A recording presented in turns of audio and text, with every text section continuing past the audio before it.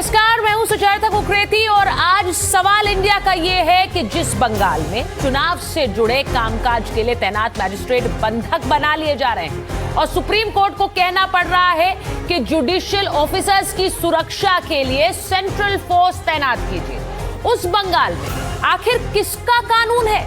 वहां कानून का राज चल रहा है या फिर मान लिया जाए कि बंगाल में जिसकी लाठी है उसकी ही भैंस है?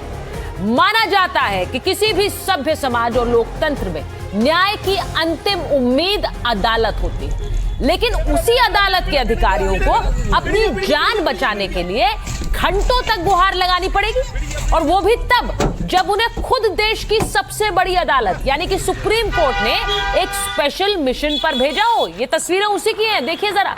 तस्वीरें पश्चिम बंगाल के मालदा की है। मुद्दा क्या था? वोटर लिस्ट में धांधली। आरोप लगा कि हजारों लोगों के नाम काट दिए गए। सुप्रीम कोर्ट ने इस अविश्वास को खत्म करने के लिए 7 जुडिशियल मैजिस्ट्रेट्स वहां पर भेजे ताकि दूध का दूध पानी का पानी हो सके। लेकिन वहां हुआ क्या? दोपहर के 3:30 बज रहे थे।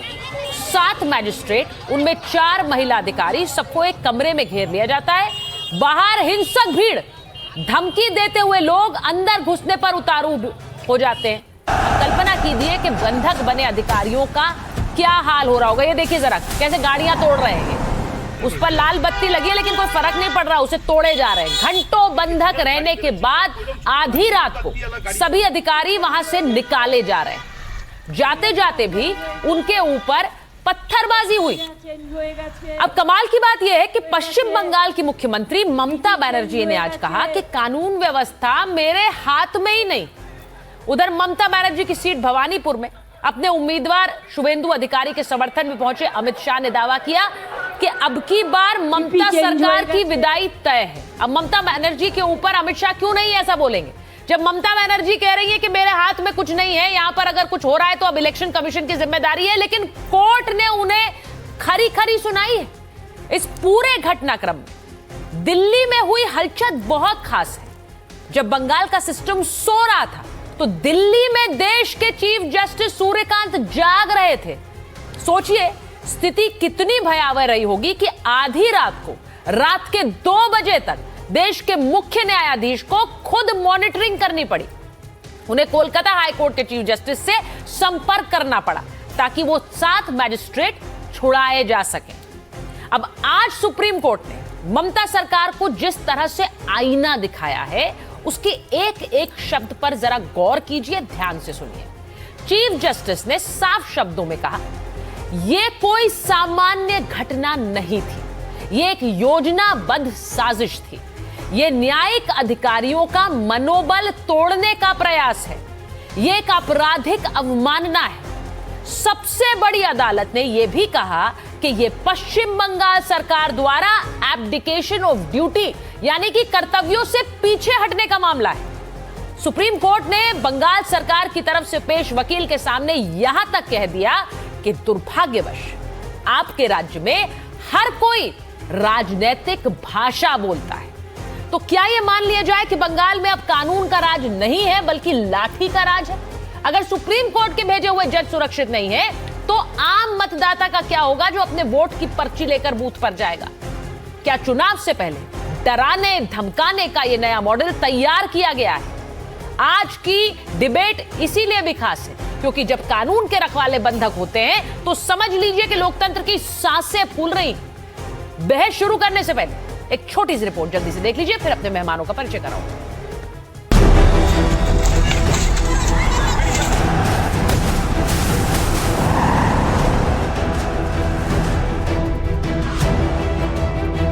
मालदा में हुई हिंसा पर सुप्रीम कोर्ट की फटकार के बाद भी आज सुबह वहां हाईवे पर जाम हटा रही पुलिस टीम के ऊपर हमला बोला गया।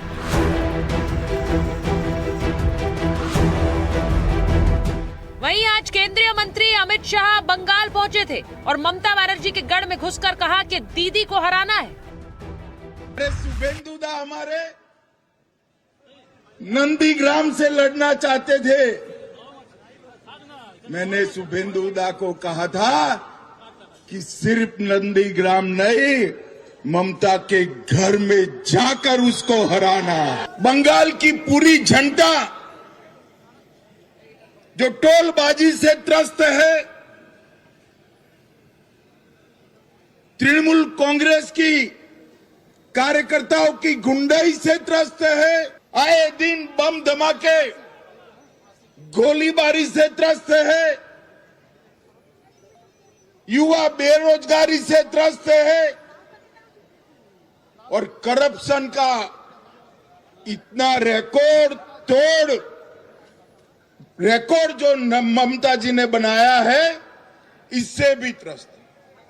पूरे बंगाल की जनता मांग कर रही है कि महान पश्चिम बंगाल के अंदर अब परिवर्तन होना चाहिए। জেনুইন ভোটারদের বাদ দেওয়া, বাইরের ভোটারদের ঢুকিয়ে দেওয়ার চেষ্টা করা, এর পাশাপাশি আরেকটা নতুন চক্রান্ত শুরু করেছে। যে জায়গায় इधर भवानीपुर विधानसभा सीट से बीजेपी नेता शुभेंदु अधिकारी ने आज नामांकन दाखिल किया। शुभेंदु की लड़ाई सीधे ममता बनर्जी से। ममता बनर्जी मालदा की घटना पर नाराज थी। ডিজি চেঞ্জ হয়ে গেছে, এইচএম চেঞ্জ হয়ে গেছে, সিপি চেঞ্জ হয়ে গেছে, ডিএমরা চেঞ্জ হয়ে গেছে, এসপিরা চেঞ্জ হয়ে গেছে, বিডিওরা চেঞ্জ হয়ে গেছে, এডিএম চেঞ্জ হয়ে গেছে, এসডিওরা চেঞ্জ হয়ে গেছে, আইসিরা চেঞ্জ হয়ে গেছে। আমার হাত থেকে সব ক্ষমতা কেড়ে নিয়ে ইলেকশন কমিশন এখানে সুপার রাষ্ট্রপতি শাসন চালাচ্ছেন। इलेक्शन कमीशन को कॉग्निजेंस लेना चाहिए और देखना चाहिए इसमें किनका हाथ है। लास्ट कुछ दिनों में जिस तरीके से ममता बनर्जी ने और उनकी पार्टी के लोगों ने उस्काने का काम किया, वही कारण तो नहीं है, वही वजह तो नहीं है कि जिसके कारण लोग इतना आक्रामक हो गए और लोगों ने इस तरीके की काम किया।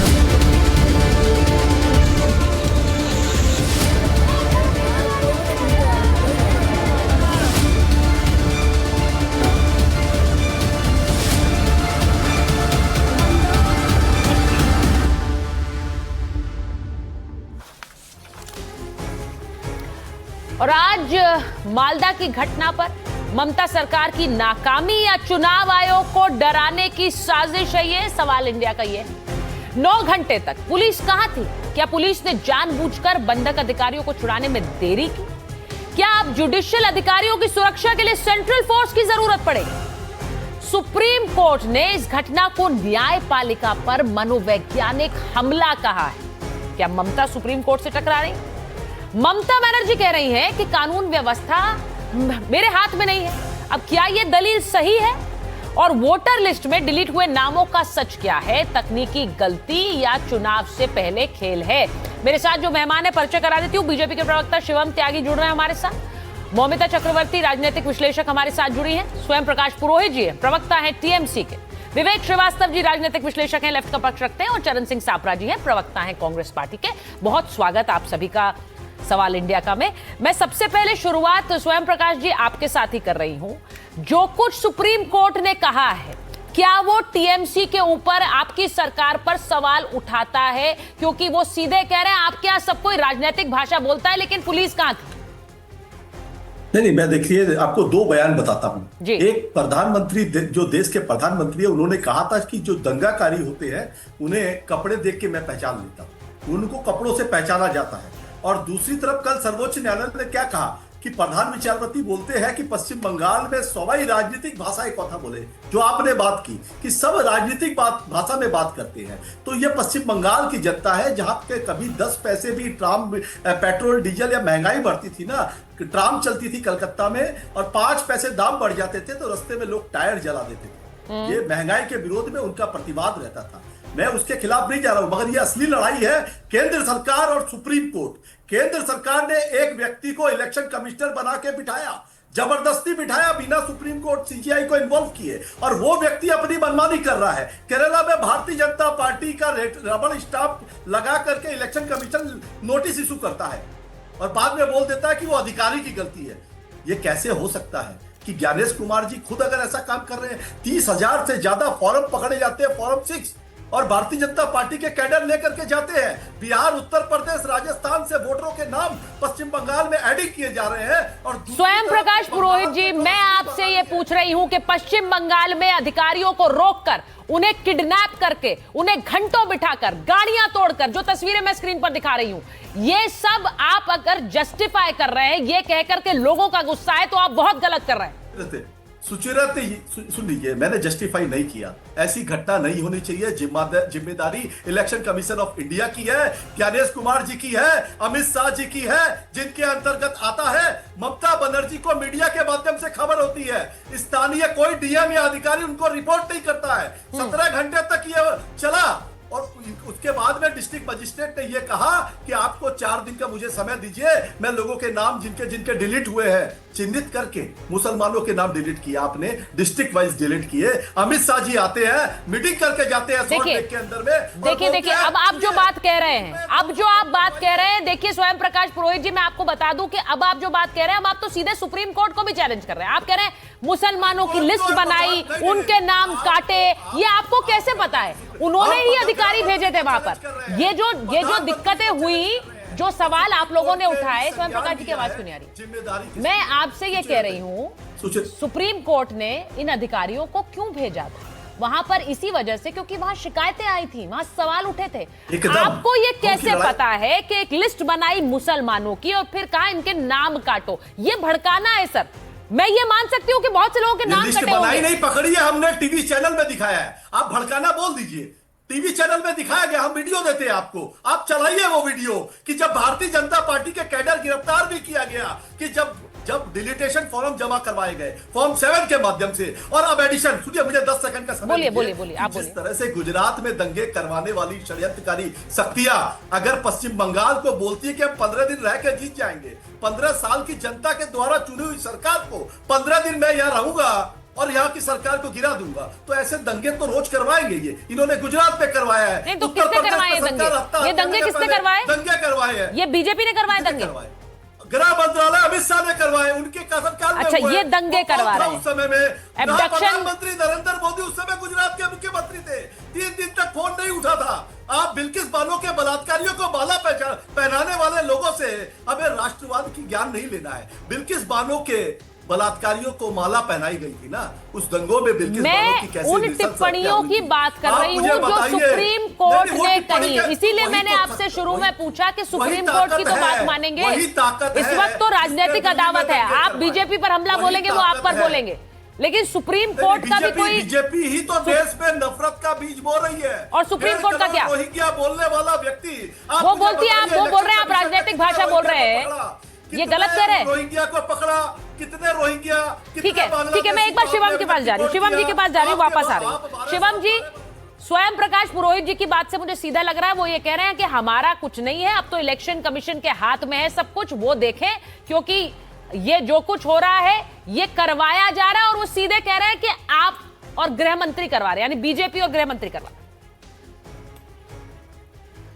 कुछ एक एग्जाम्पल देता हूं पश्चिम बंगाल के और फिर इस पर आता हूं। 14 मई 2019 ईश्वर चंद्र विद्यासागर जी की मूर्ति को तोड़ दिया। आदरणीय गृह मंत्री जी का रोड शो चल रहा था, वहां पर गुंडागर्दी करी, पत्थरबाजी करी, पुलिस ने बदतमीजी करी, जो कर सकते थे वो किया।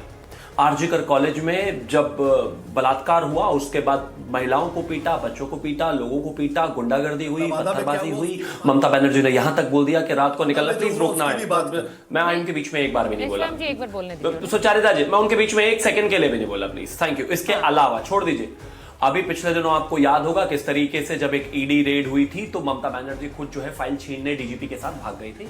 और फिर उसके बाद आज की एक घटना जहां पर एक जुडिशियल अधिकारियों को घेर कर, जो कि 7 अधिकारी थे, उनमें से 4 महिला थी, 8 अधिकारी में से 8 घंटे 2:30 बजे से अप्रोक्सीमेटली 8-9 बजे तक, 10 बजे तक आप उनको जो है एक तरीके से हॉस्टाइल करके रखते हो। हजारों की भीड़ वहां पर है और ममता बनर्जी कहती है कि हमारे हाथ में नहीं है। बंगाल के लोगों को और इस देश की जनता को बस इतना समझने की जरूरत है कि सुप्रीम कोर्ट मॉनिटर्ड एसआईआर की एक्सरसाइज में जब गुंडागर्दी इस लेवल तक आ सकती है कि जुडिशियल अधिकारियों को बंधक बना ले रहे हैं, तो क्या करते होंगे बंगाल की जनता के साथ, हिंदुओं के साथ, महिलाओं के साथ, भारतीय जनता पार्टी के कार्यकर्ताओं के साथ, और किस हद तक जाते होंगे जब हिंदुस्तान की सुप्रीम जुडिशियल बॉडी के चीफ जस्टिस को फोन करना पड़े, वहां के हाई कोर्ट के चीफ जस्टिस को। बेचैनी मत करिए, बेचैन मत होइए, बेचैन मत होइए, आपके बीच में कोई नहीं बोला, बेचैन मत होइए। तो खाली इधर सुचारिता जी, मेरा निवेदन है सुचारिता जी, मैं उनके बीच में नहीं बोला प्लीज, नहीं नहीं स्वयं प्रकाश जी, सुचारिता जी, मैं उनके बीच में नहीं बोला एक प्लीज बार पूरा सुचारिता। कंप्लीट करने दीजिए, फिर मैं वापस आ रही हूँ आपके पास। एक मिनट आप रुक सारी जाइए, दुनिया में नहीं, घुमाए, मैं इस यहाँ पर पर भी आप clarity से गुजरात बात देंगे नहीं और न जाने करते। क्या क्या बोल बोलिए। दिया आप यहाँ पर भी नहीं, मुझे हाँ थैंक यू। तो सिर्फ अब अगर ये हाल हो गया है कि चीफ जस्टिस ऑफ इंडिया को हाई कोर्ट के चीफ जस्टिस को फोन करना पड़ रहा है पश्चिम बंगाल में जुडिशियल ऑफिसर्स की सिक्योरिटी, सेफ्टी और सेफ पैसेज के लिए, तो सोचिए वहां की जनता, वहां के लोग, वहां के भाजपा के कार्यकर्ता, वहां के हिंदू, वहां के बेटियां क्या हाल करते होंगे ये लोग। पूरे हिंदुस्तान का और इंटरनेशनल मीडिया वहां पर है और खुलेआम मुर्शिदाबाद में जहां एक मुस्लिम डोमिनेटेड एरिया है, लोगों को बंधक बना लिया जुडिशियल ऑफिसर्स को। क्या वहां पर कोई हिंदू जी पा रहा होगा? कोई बहन बेटी वहां सुरक्षित है? कोई भाजपा का कार्यकर्ता वहां सुरक्षित है? और यहां बैठ कर कह रहे हमारे हाथ में नहीं है। लाइए तो 14 मई 2019 को किसके हाथ में था जब ईश्वर चंद्र विद्यासागर की मूर्ति तोड़ी? जब आर्टिकल केस हुआ तब किसके हाथ में था? जब डीजीपी के साथ जाकर फाइल छीन कर ले आई ममता बनर्जी तब किसके साथ में था? बेशर्मी इतनी नहीं होनी चाहिए। बंगाल की जनता देख रही है। देखिए मैं एक चीज बता रही हूँ, सुनिए मेरी बात। शिवम जी मेरी बात सुनिए। ममता बनर्जी का जो आज का बयान है, और मैं चाह रही हूँ मेरे सारे मेहमान सुने, वो ये कह रही है डीजीपी को बदल दिया, डीएम बदल दिया, एसपी बदल दिया, बीडीओ बदल दिया, एसडीओ बदल दिया, मेरे हाथ से सारी पावर ले लिया, अब इलेक्शन कमीशन सुपर राष्ट्रपति है, तो मैं क्या कर सकती हूँ? वो ये कह रही है। मैं आपसे पूछूंगी। हाँ मैं बताता हूं आपको, बोलिए जल्दी से 10 सेकंड, फिर मैं सापरा जी के पास। मैं बताता हूं क्यों ले लिया और क्या स्थिति। हाँ मैं 10 सेकंड, थोड़ा समय दे दीजिए। आप मुझे एक चीज बताइए, हिंदुस्तान में कोई एक ऐसा राज्य बताइए जिसमें जो है एक चुनाव में अप्रोक्सीमेटली 50 से ज्यादा लोगों को मार दिया गया हो, 100 से ज्यादा लोग घायल हो गए हो और अप्रोक्सीमेटली 1000 लोग माइग्रेट कर गए हो। फिर जब दूसरा लोकसभा चुनाव आया 2019, अप्रोक्सीमेटली 100 से ज्यादा लोगों की जान चली गई, महिलाओं के बलात्कार हुए, 10,000 से ज्यादा लोग माइग्रेट कर गए। फिर उसके बाद तीसरा चुनाव हुआ, उसमें भी यही स्थिति हुई। हिंदुस्तान का कोई एक राज्य बताइए जहां इतना बुरा हाल हो।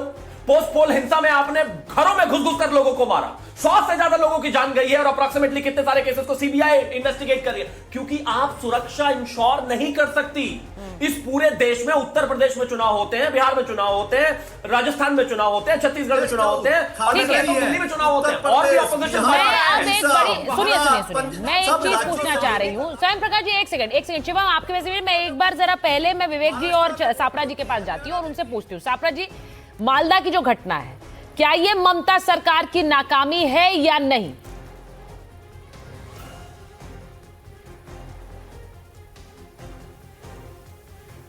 कोई भी समर्थन नहीं करेगा, कांग्रेस पार्टी भी उसका समर्थन नहीं करती है। और जो वहां पर हुआ है, ये एको आ रहा है, एको निकलवा दीजिए प्लीज।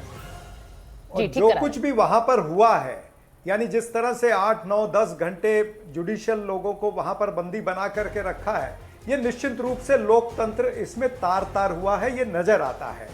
लेकिन सच्चाई ये भी है कि पिछले दिनों में निर्वाचन आयोग और निर्वाचन आयुक्त ने 395 से लेकर 400 अधिकारी वहां पर बदले हैं, डीजीपी से लेकर के बीडीओ तक सारे बदले हैं। अब सारी कमान उनके हाथ में है। तो कहीं ना कहीं दो चीजें इसमें आती हैं, या तो सिस्टम का जो एक इकबाल होता है, वो सिस्टम का इकबाल जो है वो खत्म हो गया है, लोग डर नहीं रहे, डर खत्म हो गया है, या फिर कहीं ना कहीं कोई जेन्युइन चीज ऐसी बिगड़ी है। ये एको आ रहा है, एको जरा निकलवा दीजिए ना, ठीक करवाइए या तो कोई ना कोई ऐसी चीज बिगड़ी है कि लोगों को रास्ते पर आना पड़ रहा है। ये दोनों चीजें हैं उसमें। तो मेरे ख्याल से कोर्ट ने ठीक कहा है। कोर्ट मैं आपसे पूछ रही हूँ इस वक्त ये जिम्मेदारी किसकी थी? अगर 9 घंटे तक, सापरा जी मैं एक सवाल पूछ रही हूँ, क्योंकि देखिए ये सीधे सीधे बीजेपी वर्सेस टीएमसी है, आप देख रहे हैं, इसमें वो एक दूसरे पर आरोप लगा रहे हैं। लेकिन मैं आपसे पूछूंगी, विवेक श्रीवास्तव जी से पूछूंगी, जो कुछ हुआ, ये देखिए भीड़ सड़क पर आ रही है, गाड़ियों को डंडों से पीट रही है, आप देख रहे हैं गाड़ियों को कैसे डंडों से हमला कर रही है। 9 घंटे तक ऐसे किडनैप करके रखा गया, वहां पर जान बचाकर भागे और वहां पर कोर्ट ने आज पूछा पुलिस क्यों नहीं पहुंची। तो मैं आपसे ये पूछ रही हूं, जिम्मेदारी किसकी थी? आप मुझसे पूछ रही हैं, सुन लीजिए। ये जिम्मेदारी बड़ी क्लियरली इलेक्शन कमीशन की है। इस वक्त इलेक्शन कमीशन ने 450 से ज्यादा पुलिस अफसरों को सीनियर लेवल के ट्रांसफर किया है, अपने हिसाब से लोग लगवाए हैं। ये हुई पहली बात, बड़ी क्लियर सी बात है। दूसरी बात आप सुन लीजिए, मैं चीफ जस्टिस ऑफ इंडिया को सैल्यूट करता हूं जिस तरीके से उन्होंने एक्शन लिया, जुडिशियल अफसरों को इस तरीके से पकड़ना, बंधक बनाना भारत जैसे देश के लिए गैर कानूनी और हमारा मुंह काला हुआ है, नो डाउट। लेकिन मैं अपील करता हूं चीफ जस्टिस ऑफ इंडिया से कि एक्शन चीफ इलेक्शन कमिश्नर के खिलाफ ने वो कि इस तरह के हालात पैदा किए, 60 लाख वोटर गायब हैं लोग वोटर लिस्ट से। और अगर आप डिस्क्रिपेंसी का डेटा मालदा का स्टडी करेंगी तो out of 694 discrepancies only 150 have been solved. और ऐसे मैं आपको 10 जगह दिखा दूंगा, वहां पर लोग सड़कों पे उतर रहे हैं। कौन रिस्पॉन्सिबल है? इलेक्शन कमीशन सो रहा है। आप ऐसे हालात पैदा क्यों कर रहे हैं कि जनता कहे साहब हमारी तो नागरिकता गई, हम वोट ही नहीं दे सकते। लोग जा रहे हैं वोट मांगने के लिए पार्टियों के, जनता सर वहां कोर्ट में तो वकील कह रहे हैं कि भाई हम वहां के अधिकारियों पर भरोसा कैसे करें, क्योंकि वो तो आए नहीं बचाने। वहां दूसरी तरफ ममता बनर्जी कह रही है अधिकारी है तो मेरे बिना ही बदल दिए तो मैं कैसे बचाऊं? तो अधिकारियों को बचाएगा कौन? नहीं, यहाँ ये हाल है, लोग जा रहे हैं वोट मांगने के लिए, कैंडिडेट पहले से तैयारी में हाथ जोड़ रहे हैं घर घर जाके, तो जनता कह रही है आए किस लिए हो? हम तो है ही नहीं वोटर जी, हमारा तो नाम ही नहीं है, और 6 तारीख आखिरी डेट है शायद। क्या सारी डिस्क्रिपेंसी सॉल्व हो जाएगी? और आप कैसे ये कह रहे हैं यहाँ बैठ करके सारे के सारे मैं तृणमूल कांग्रेस के खिलाफ जरूर हूं। अब मुझे ये बताइए, देखिए मैं नहीं विवेक जी मेरी बात सुन लीजिए। आपने जो बात बोली है कि नाम नहीं है, मैं ये पूरी तरह से मान सकती हूं कि बहुत से लेजिटिमेट वोटर्स के नाम उस लिस्ट में नहीं है, ये मैं मान लूं। लेकिन क्या उसका सलूशन सड़क पर उतरकर गुंडाई और उपद्रव करना है? क्या इसे कोई सही ठहरा सकता है? क्या सरकार अपॉइंटेड अधिकारियों को बंधक बनाना इसका सलूशन है? और मुझे यह लगता है, विवेक जी सुन लीजिए मेरी बात, हियर मी आउट। कोई भी आम वोटर जो है वो घर में जो बैठता है जिसका नाम भी कटा हो, वो गुंडाई और सड़क पर इस तरह की हिंसा करने के लिए नहीं उतरता है। कौन उतरता है ऐसी हिंसा करने के लिए? मुझे बताइए। मैं मौमिता जी के पास जा रही हूँ। नहीं, एक सेकंड रुकिए। आप अपील कर रहे हैं, बहुत अच्छी बात है। सीजीआई रात के 2 बजे तक जगे हुए थे इस पर सुनवाई करने के लिए, क्योंकि यह मामला गंभीर है। अभी क्या हो रहा है, युद्ध की तपिश इतनी ज्यादा है कि युद्ध के चक्कर में बहुत से लोग युद्ध में उलझे हैं, लेकिन समझ लीजिए कि वहां जो आग जल रही है वो कहीं ज्यादा विध्वंसक है। मुझे बताइए मौमिता जी, ये बताइए, उन्होंने कहा कि ये जो लोग उतर रहे हैं, पहले तो मैं समझना चाहती हूँ, आम वोटर इतना हिंसक हो जाएगा? मेरा नाम कटा है, मैं मानती हूँ ये गलती है और मैं मानती हूँ कि लेजिटिमेट वोटर्स का नाम कटा होगा, लेकिन ये कौन लोग हैं जो सड़क पर इस तरह हिंसा फैला रहे हैं? आप अनम्यूट कर लीजिए मैम। अभी आवाज आ रही है? जी आ रही है। देखिए, सबसे पहले मैं आपको और सारी पैनलिस्ट को और सारे दर्शकों को आज बजरंगबली, जय बजरंगबली, मतलब हनुमान जयंती है, तो हनुमान जयंती की हार्दिक शुभकामनाएं सबको। तो ये पवित्र दिन आज हम बजरंगबली को याद करते हैं, मतलब जो शक्ति, साहस, भक्ति और न्याय के प्रतीक हैं। तो हनुमान जी हमें क्या सिखाते हैं कि अन्याय के सामने चुप नहीं रहना है, न्याय के पक्ष लेकर आपको दृढ़ रह के बात करना है। अब सुचिता जी, आप एक बात देखिए, जहां पे जिस स्टेट में स्वयं चीफ मिनिस्टर कहते हैं कि हिंदू धर्म गंदा धर्म है, पहली बात उन्होंने ये कहा। फिर उन्होंने कह दिया था कि एक कम्युनिटी, पर्टिकुलर कम्युनिटी इकट्ठे हो जाए तो 12 बजा देंगे, मतलब वो बंगाली में ये कहा था कि 12टा बजिए देंगे, दैट मीन्स 12 बजा देंगे। तो हम ऐसी बात कब कहते हैं? किसी को खत्म करना है, किसी के ऊपर रिवेंज लेना है, तब जाकर हम ऐसे बात करते हैं। तो अगर आप ऐसे बात किसी ने किया होगा तो वो कम्युनिटी के पास तो एक अनरिटन अथॉरिटी आ गई ना कि हाँ हम कुछ भी करेंगे तो ये कुछ नहीं करेंगे। ममता बनर्जी ने ये भी कहा, मैंने अभी अपने चलाया था, सुन रही थी कि हम कुछ नहीं कर सकते। भैया मुझे अब एक बात बताएं सुचिता जी, पुलिस मिनिस्टर कौन है? लॉ एंड ऑर्डर कोलैप्स हो चुके हैं, तो इसको किसको हैंडल करना चाहिए? तो ममता बनर्जी खुद जहां पे पुलिस मिनिस्टर है तो ये जिम्मेदारी तो उनके ऊपर ही आती है। जहां पे वो कहती है कि 294 मतलब 294 सीट में मैं ही प्रत्याशी हूं, तो उनको हर रिस्पॉन्सिबिलिटी और हर जिम्मेदारी उनको लेना चाहिए, वो लेते नहीं होंगे। और जितने सारे ये टीएमसी वाले और उनके जितने सारे पिट्ठू इनको सपोर्ट करते हैं, मैं बताना चाहूंगी इनको कि भैया आप लोग सरकार को सपोर्ट कीजिए, वो आपकी व्यक्ति मतलब आपकी पर्सनल मामला है। पर बंगाल में जब हिंदुओं के ऊपर ऐसे अत्याचार की घटना आपके सामने आते हैं, तो पुरोहित जी जैसे हिंदू है, मुझे लगता है, तो वो क्यों ऐसा तरफदारी करने लग जाते हैं, ये मुझे समझ में नहीं आ जाता है। और मैं आपको और भी एक बात कहना चाहूंगी सुचिता जी, ये जो हिंदू मुस्लिम मुद्दे में इस टाइम में जो नैरेटिव क्रिएट हो चुका है बंगाल में, ये पहली बार ऐसे नहीं हो रहा, ये पहले भी हुआ था। ये इस्लामिक इन्वेशन बहुत पहले से हमारे भारतीय नागरिक के ऊपर आक्रमण की कहानी मैं आपको इन शॉर्ट बताऊंगी, टाइम ज्यादा नहीं। पर मौमिता जी, यहाँ स्वयं प्रकाश जी कह रहे हैं लेजिटिमेट वोटर्स है, इनके नाम जानबूझकर काटे गए। देखिए, वो कह रहे इनके नाम जानबूझकर काटे गए, 23 को वोटिंग है, उससे पहले कैसे ठीक होगा सब? पुरोहित जी एक सेकंड मैं बताती हूँ, फिर आप बताइए। हाँ। क्या है सुचिता जी, मैं कल भी डिबेट में यही पुरोहित जी मेरे साथ आपकी चैनल में थे, मैं तभी उनको ही कही थी कि ये जो SIR हो रहा है, ये कोई मुस्लिम वोटर्स को हटा दो, ये माइनॉरिटी है इसको हटा दो, इसके लिए नहीं हो रहा है। It's completely a democratic process, लोकतंत्र को फॉलो करने के लिए, प्रोसेस को सुधारने के लिए किया जा रहा है। किसी के घर में डेड वोटर है, वो नाम निकलने के लिए, फिर क्या है कि कोई अगर बाहर रहता है, उसका नाम फिर भी रह चुका है, तो वो हटाने के लिए किया जा रहा है। जितने सारे इलीगल वोटर्स हैं, जब गुलशन कॉलोनी से जब SIR शुरू हुआ, ये देखिए, ये एक मिनट चाहिए अभी का, मैं बोलता हूं फिर बॉर्डर में वो सीमा में क्यों ठीक है स्वयं प्रकाश जी की बात जा रही हूँ, स्वयं प्रकाश जी, देखिए मैं ये वीडियो देखिए, अगर देखिए मैं आपसे ये कह रही हूँ, आपका बयान मैंने अभी सुना, कुणाल घोष जी का मैंने बयान सुना, मैंने मुख्यमंत्री जी का बयान सुना। अब सीधे सीधे ये कहा जा रहा है कि हमारे हाथ में नहीं है क्योंकि सब इलेक्शन कमीशन के हाथ में है। लेकिन एक बयान ऐसा होना चाहिए कि ये हिंसा बर्दाश्त नहीं होनी, ये हिंसा गलत है, सड़क पर मत उतरिए। ये कौन कर सकता है? ये गलत है। ये कौन बोल रहा है? ये ममता बनर्जी का बयान सुनिए। उन्होंने कहा है कि 22 लाख लोगों के नाम मैंने, आज ममता बनर्जी की वजह से 22 लाख लोगों के नाम वापस जुड़े हैं। सुप्रीम कोर्ट में कौन गया था? ममता बनर्जी गई थी, तृणमूल कांग्रेस गई थी, और पहले दिन से रास्ते पर है। हमने एन्यूमरेशन फॉर्म भरवाए।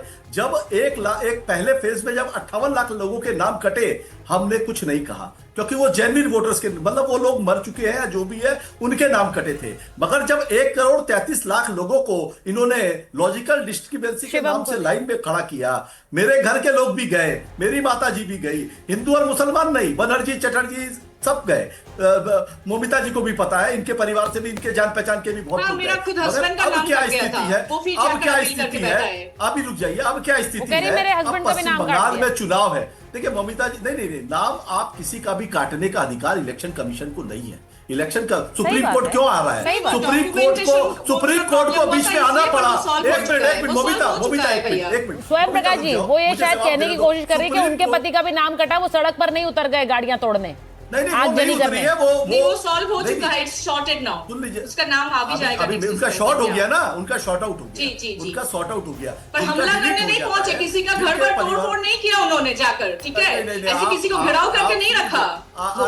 अरे रुक जाइए, आपका हो गया ना, इसलिए आपका पेट भरा हुआ है। जिसका पेट खाली होता है, जिनका पेट खाली है उनके लिए भी सेम बात है, दर्द हमें है, पर इसका नतीजा ऐसा नहीं है कि तोड़-फोड़ करे, किसी को घेर के रख दे। भैया ममता बनर्जी के 1500 रुपए के माध्यम से उनका संसार चलता है। आप वैसे लोगों को ये रोकने के लिए, सरकारी प्रकल्प को रोकने के लिए ये षड्यंत्र रचाया जा रहा है। तो ममता बनर्जी ने 1500 रुपया क्यों दे रहे हैं? नौकरी क्यों नहीं दे पाए अभी तक? पुरोहित जी आप एक बात बताइए ना, 15 साल में 1500 रुपया, आपको शर्म नहीं आई है? आपको ये बोलने में शर्म नहीं आ रही है? आप बता रहे 1500 रुपया दे रहा है, भीख दे रहा है क्या? वो भीख तो नहीं दे रहा है ना, वो तो भीख नहीं दे रहा है ना, कोई भीख मांगने लगे। वो 1500 रुपया दे रहा है। मोमिता जी, अब उन्हें बात रखने दीजिए। मोमिता जी एक मिनट रुकिए, अब जरा वो बात रख लें अपनी। स्वयं प्रकाश बोलिए। जब आचार संहिता लग जाता है तो होम मिनिस्ट्री किसी के पास नहीं रहती है। आप मुझे, केंद्र सरकार ने चीफ सेक्रेटरी को बदल दिया, डीजी को बदल दिया, डीएम को बदल दिया, ओसी को बदल दिया, आईसी को बदल दिया, सारे लोगों को बदल दिए। और जब भाजपा शासित राज्य के लोग हैं उनको लाके बैठा दिया, जिनको पश्चिम बंगाल की डेमोग्राफी, ज्योग्राफी कुछ नहीं पता है। अगर वो लोग आकर के अगर संज्ञान लेंगे, उनको पता नहीं है, सीएम के पास में इंफॉर्मेशन नहीं है। After few hours she got the information from some media house. जब मीडिया में दिखाया गया तब सीएम को पता चलता है। तो आप बोल रहे हैं गृह मंत्रालय क्या कर रहा है? गृह मंत्रालय इलेक्शन कमीशन अच्छा, ये बात जो आपने कही है, 10 सेकंड ज्ञानेश कुमार के खिलाफ इतना बड़ा महाअभियोग लाया गया। आजाद भारत में 25 लोग बने इलेक्शन कमीशन ऑफ इंडिया। क्यों इस व्यक्ति के खिलाफ लाया गया जो भारतीय जनता पार्टी की रबड़ स्टैंप ईसीआई के लेटर पेड पे यूज करता है?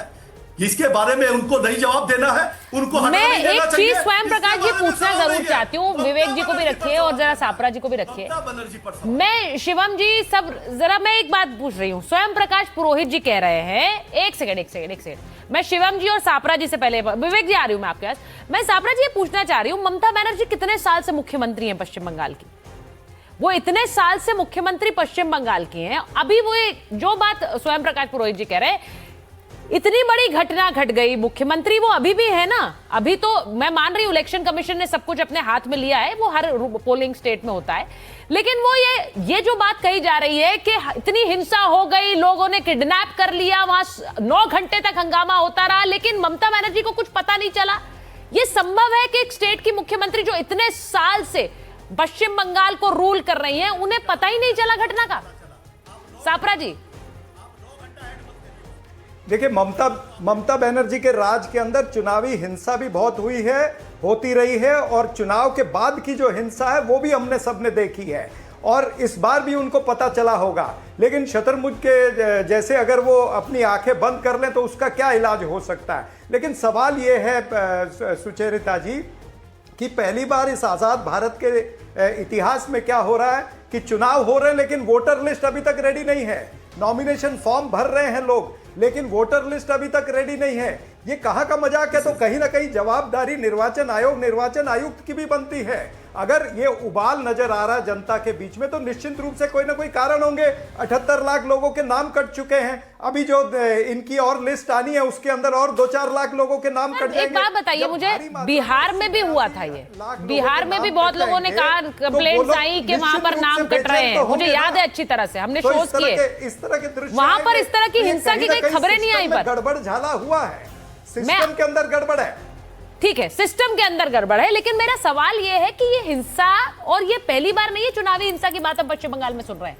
पिछले चुनाव में भी यही हुआ था, मुझे अच्छी तरह से याद है, 2021 में, और इस बार फिर से वही हो रहा है। ये बार बार इस तरह की चुनावी, आप खुद कह रहे हैं, आप कह रहे हैं कि मुख्यमंत्री को पता ना हो, ऐसा हो नहीं सकता है, लेकिन अगर वो जानबूझकर ना सुनना चाहें तो अलग बात है। अब स्वयं प्रकाश पुरोहित जी इस पर सहमत है आपसे क्या? वो ये कह रहे हैं, स्वयं प्रकाश पुरोहित जी जल्दी से बताइए, मैं शिवम जी के पास जाऊंगी। वो कह रहे हैं ऐसा हो नहीं सकता, उन्हें पता ना हो।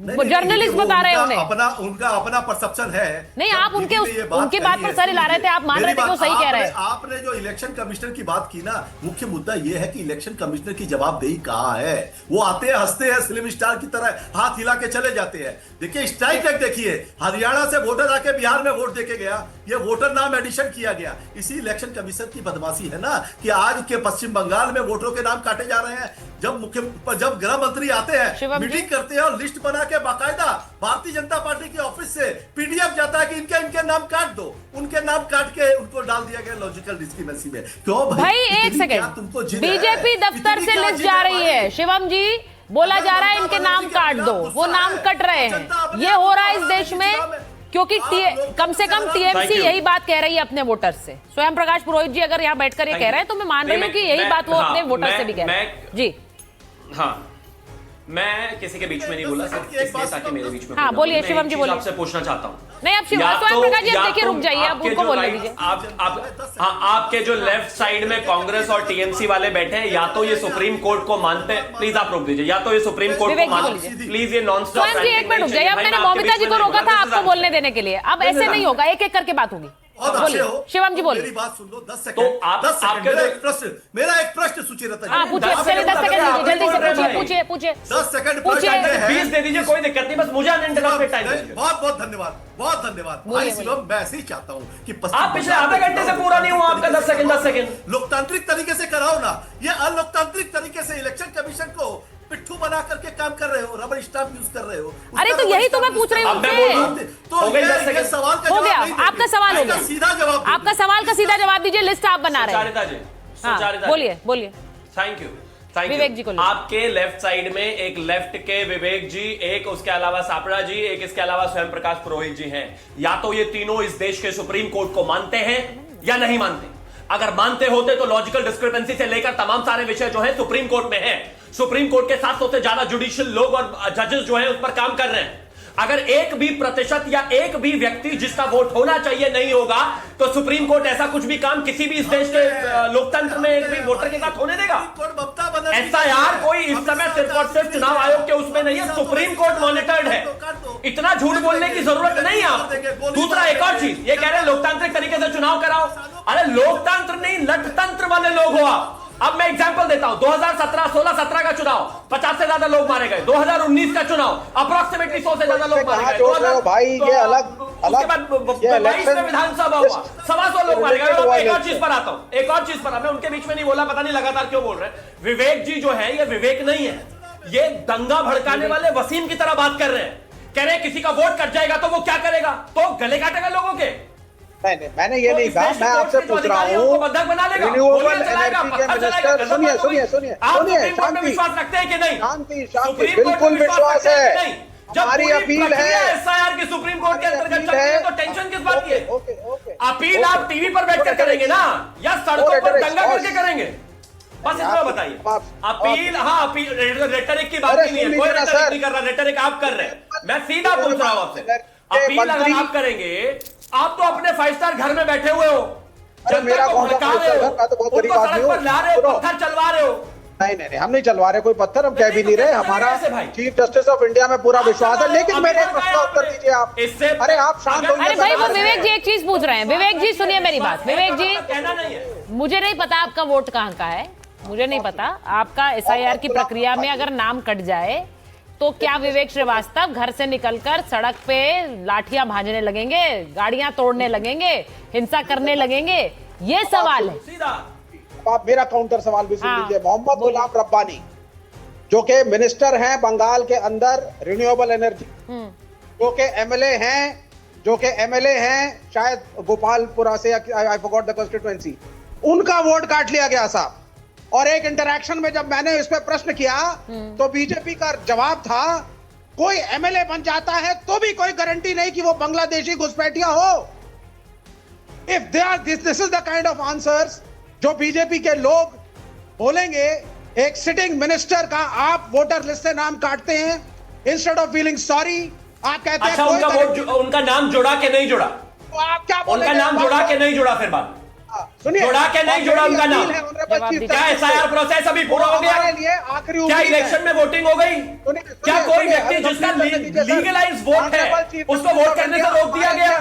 क्या इलेक्शन कमीशन की प्रक्रिया पूरी हो चुकी है, अब आप वोट नहीं डाल सकते? अरे भरोसे का मतलब भरोसा होता है। अब या तो मुझे सुप्रीम कोर्ट में भरोसा है या नहीं है? क्या है सर? 6 तारीख है ना? तीसरी कोई बात नहीं। 2 तारीख हो गई है ना सर? 2 तारीख है सर, 2 तारीख है और पहले चरण के नॉमिनेशंस भरने से पहले सारी जो लिस्टें हैं वो क्लियर करनी है। वो क्या है सर? वो क्या है तारीख सर? वो बता दीजिए ना सर। अच्छा, मैं एक बार सुनिए, एक सवाल पूछूंगी। कोर्ट ने जो पूछा है, कोर्ट ने क्या कहा है? कोर्ट ने कहा, सापरा जी बोलना चाह रहे हैं। सापरा जी, कोर्ट ने भी ये कहा, सीजीआई ने सख्त सवाल पूछा, उन्होंने कहा मालदा के डीएम और एसपी वहां क्यों नहीं पहुंचे थे? अब ये जो पहली फौरी रूप से जो जिम्मेदारी थी वो वहां के डीएम और एसपी की थी, वो कह रहे हैं वो पहुंचे क्यों नहीं? 9 घंटे तक ये पूरा खेल चलता रहा और कोई पहुंचा नहीं है वहां पर। एक सेकंड, हाँ, क्या कह रहे हैं आप सर? क्या कह रहे हैं? बिल्कुल सुचेरिता जी, उनको पहुंचना चाहिए था और वो क्यों नहीं पहुंचे हैं, इसकी तहकीकात अभी सुप्रीम कोर्ट ने कहा है कि सीबीआई इसकी तहकीकात करेगी। निश्चित रूप से जो नहीं पहुंचा उसको दंडित भी करना चाहिए, मैं ये कहना चाहता हूं। लेकिन सवाल ये, एसआईआर जो है वो अगर स्पेशल इंटेंसिव रिवीजन की जगह स्पेशल इंटेंसिव रिगिंग हो जाएगा, अगर निर्वाचन आयुक्त जो है वो एक रेफरी नहीं गोलकीपर बन जाएंगे, बीजेपी के गोलकीपर बन करके खड़े रहेंगे, अगर बीजेपी का पिट्ठू बन करके खड़े रहेंगे तो निश्चित रूप से ये समस्या आने वाली है। आप समझ सकती हैं 78 लाख लोगों के नाम ये नहीं मानता जो आप कह रहे हैं। ऐसे भी लोग हैं, मैं वहां पर रह करके आया हूं कि एक परिवार, अरे छोड़ो सुप्रीम कोर्ट, आप वहां रह करके आए तो इसका मतलब क्या? बात बताइए कि एक परिवार अगर रहकर आए हैं तो इसका मतलब क्या? 10 लोग हैं तो देश का सुप्रीम कोर्ट मॉनिटर चल रहा है सारा कुछ, लॉजिकल डिस्क्रिपेंसी से लेकर जितनी भी सारी चीजें हैं उनकी इन्वेस्टिगेशन में सारे जो लीगल लोग हैं वो लगे हुए हैं। एक परिवार के 700 से ज्यादा जजेस हैं जो पर डे काम कर रहे हैं, क्लियरेंसेस दे रहे हैं। इसके बाद ट्राइब्यूनल है। अब चरण सिंह सावला को मानूं, सुप्रीम कोर्ट को मानूं, जजेस को मानूं या ट्राइब्यूनल को मानूं, बताइए। के नाम आए, यही तो दिक्कत है आपकी, यही परेशानी है तुमको। आप सुप्रीम कोर्ट पर सेलेक्टिवली ट्रस्ट नहीं कर सकते कि हम ट्रस्ट भी करते हैं लेकिन हम मानेंगे भी नहीं, ऐसा हो ही नहीं सकता है। ऐसा जमीन पर ही देख रहे हैं, आप नहीं देख रहे हैं, आपको आप नहीं देख रहे हैं। अरे अच्छा, मैं चोट नहीं है, जमीन पे देखिए, ज्यादा होकर आता हूँ मैं वहां पर, हर हफ्ते में 2 दिन वही हूँ मैं, मुझे मत बताइए। लेकिन मुझे पता है कि सुप्रीम कोर्ट के निर्देश में, सुप्रीम कोर्ट की ऑब्जर्वेशन में किसी वोटर के साथ कोई दिक्कत नहीं होगी। 790 लोगों के नाम जो है एक बूथ में कटे हैं, वो होने नहीं देंगे। परिवार में पिता का नाम है नहीं, मैं मुझे देखिए एक चीज और पूछनी, मौमिता जी, मालदा में, ये वही मालदा है जहां पिछली बार भी चुनाव में हिंसा हुई थी। उस समय एसआईआर नहीं था, उस समय तो एसआईआर नहीं था, तो उस समय 2021 में भी चुनाव से पहले इसी मालदा में हिंसा के कई मामले सामने आए थे। क्यों आए थे? इसका कोई जस्टिफिकेशन है? इसको लेकर किसी तरह की कोई सफाई है? मौमिता जी बताइए जरा, ये वही मालदा है? हाँ, ये तो वही मालदा है। क्या है कि सुचिता जी, बंगाल में ना ऐसा फंडामेंटलिस्ट पॉलिटिक्स बहुत पहले से ही है, और विवेक जी जब इस डिबेट पे है तो मैं इसीलिए ये बात को भी विवेक जी को बताइए। हाँ, तो विवेक जी का विवेक बहुत जाग उठा था, हमने देखा, निंदा कर रहे थे बहुत इस घटना का। तो मैं इन्हीं सरकार जब बंगाल में थे तो उसका एक छोटा सा घटना मैं बताना चाहूंगी। जैसे कि हमने देखा था कि पहला मतलब 1 मई 2007 को तस्लीमा नसरीन जी की एक प्रोग्राम हो रहे थे मेदिनीपुर बंगाल में, ठीक है।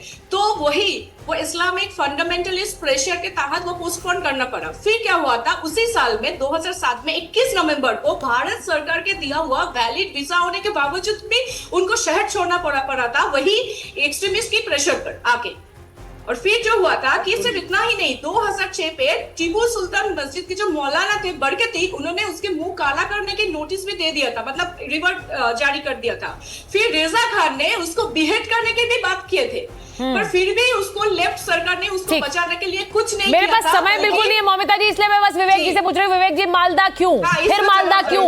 उस समय एसआईआर नहीं था। 10 सेकंड आपके पास। अंदर कितने हिंदू मुसलमान दंगे हुए, कब जय श्री राम के नारे लगा के उद्घोष करके माइनॉरिटीज को धमकाया गया, कब नारायण अल्लाह अकबर, नारायण तस्वीर बोल करके लोग आगे बढ़े। अब आप दूसरे ट्रैक पर चले गए। मैंने सीधे बस ये पूछा है, सुन लीजिए मेरी बात। मालदा में फिर से हिंसा है। 21 में एसआईआर नहीं था, लेकिन वहां तब भी हिंसा हुई थी, इस बार फिर हिंसा हुई है। इसे हिंसा का गढ़ मत बनाइए, क्योंकि पश्चिम बंगाल चुनावी हिंसा का इतिहास बहुत पुराना है और ऐसा लग नहीं रहा है कि वो इतिहास खत्म हुआ है। इतिहास के पन्नों में अभी वो दफन नहीं हुआ है, इसीलिए सवाल बहुत सारे उठते हैं। बहरहाल बहुत बहुत धन्यवाद आप सबका जुड़ने के लिए।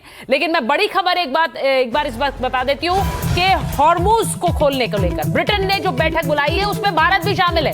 ये बड़ी खबर आपको बता रही हूँ। हॉर्मुज को लेकर ब्रिटेन ने एक बैठक बुलाई है। विदेश मंत्रालय के प्रवक्ता रणधीर जायसवाल ने इसकी बड़ी जानकारी दी। विदेश सचिव विक्रम मिस्री बैठक में शामिल हुए हैं। हॉर्मुज पर बैठक में ब्रिटेन ने भारत को न्योता दिया। हॉर्मुज पर ब्रिटेन ने 35 देशों की एक बैठक बुलाई है। अब सुबह ये खबर आ रही थी कि उसमें भारत शामिल नहीं। भारत ने बिल्कुल क्लियरली बता दिया है कि भारत को न्योता मिला है और भारत इस बैठक में शामिल है। और सवाल इंडिया का मैं आज फिलहाल